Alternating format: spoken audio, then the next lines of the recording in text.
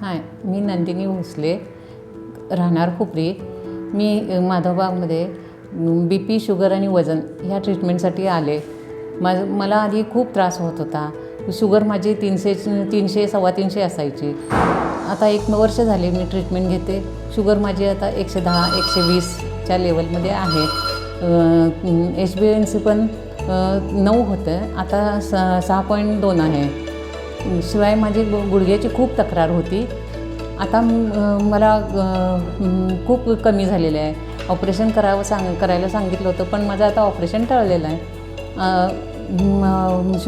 शुगरची तर माझी गोळीच बंद झालेली आहे. BP पण नॉर्मल आहे. त्यामुळे मी आता खूप आनंदी आहे. माधवबागमध्ये ट्रीटमेंट फार चांगली मिळते. सर्वांनी ही ट्रीटमेंट घ्यावी हीच माझी अपेक्षा आहे. धन्यवाद.